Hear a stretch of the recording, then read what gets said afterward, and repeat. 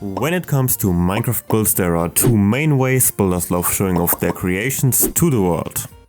The first and definitely the most common, especially on platforms like Instagram or Twitter, is the good old screenshot. For this, just face your build, lower the FOV and hit the F2 key to take a screenshot, and voila, you're done. Want to get even fancier?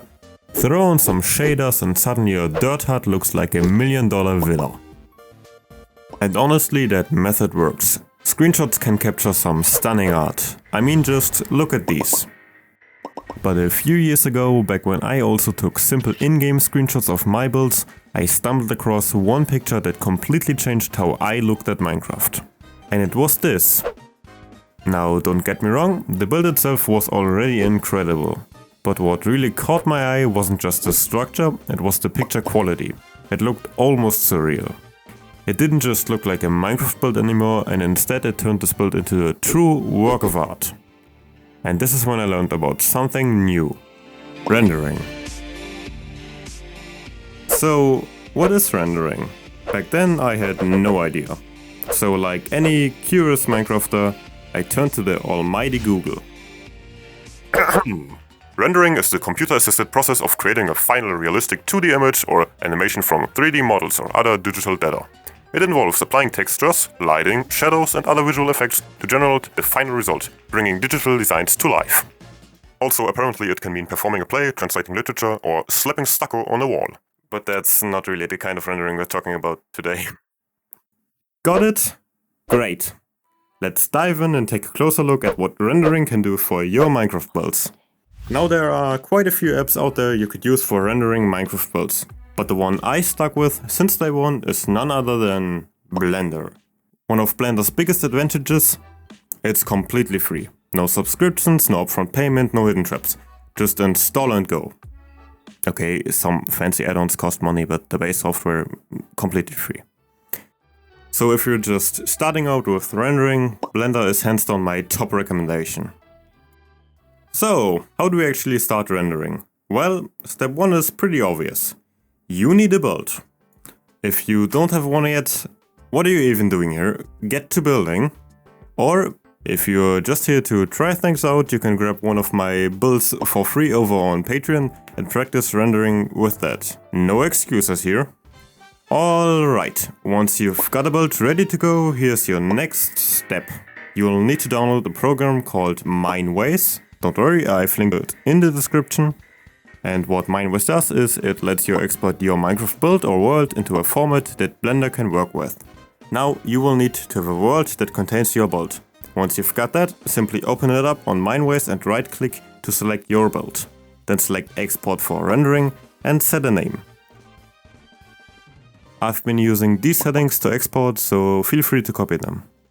Alright, now before we jump in, make sure you've got Blender installed along with the MCPrep add-on. I've linked everything you need down in the description, so go grab those first. Got it? Awesome. Let's dive into Blender. First things first, go ahead and delete the default cube. You won't be needing it. Now let's bring in your Minecraft build.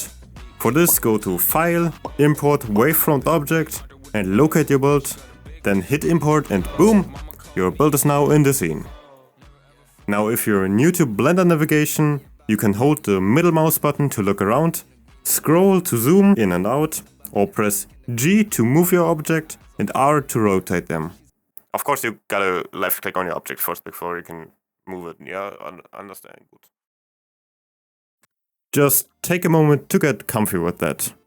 Now, over in the scene collection, you will see your camera, a light and the build you just imported. Now let's set up the camera so it points exactly where we want. Add an empty object, you will find it under Add Empty Plane Axis. Then select your camera, go to the Constraints tab and add a Track to constraint. Simply set the target to the empty object you just added. And now when you move the empty object around, the camera follows. This is super useful for lining up the perfect shot. For now though, you want to place it roughly in the center of your build. Next, if your build doesn't have a background or textures showing, go to the top right and change the viewport shading to Material Preview or Rendered mode, so you can see everything properly. Now this would also be the time to add in your background. Simply go to Add, Image and then choose which one you want. And once you've done that, adjust your camera angle until you're happy with the framing. Also tweak the focal length under camera settings to control how zoomed in the shot feels. And just like that, the base setup is done. But currently you might look at the scene and think it looks a bit flat. So let's fix that with some lighting. First, go to the Render Properties tab and switch the render engine from Eevee to Cycles.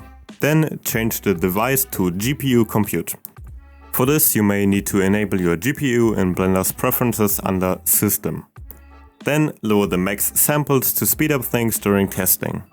And now we get to the light. You want to remove the default light and instead add a sunlight via Add Light Sun. And then you want to set it to a warmer color and crank up the brightness to make it your main light source.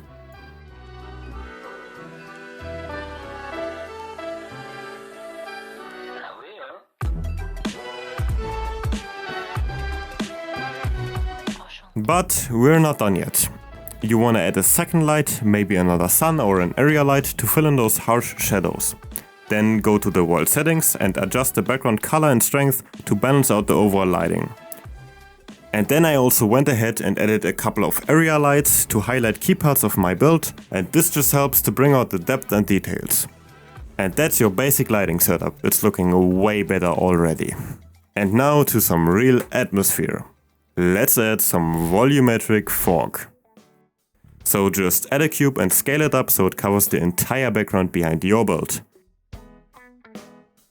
Then just head down to the shader editor, delete the principled BSDF and instead add the principled volume shader and then plug that into the volume input of the material output. And just like that, you've got fog. Now tweak the density and color to match the vibe you're going for. Keep it subtle though, fog can be very tough on performance, especially for lower class computers. And if you want an extra layer of depth, you can also add another fog cube in front of the camera with a lower density, and it just adds a bit of cinematic flair. Speaking of cinematic flair, let's give our shot a professional touch by adding in some depth of field.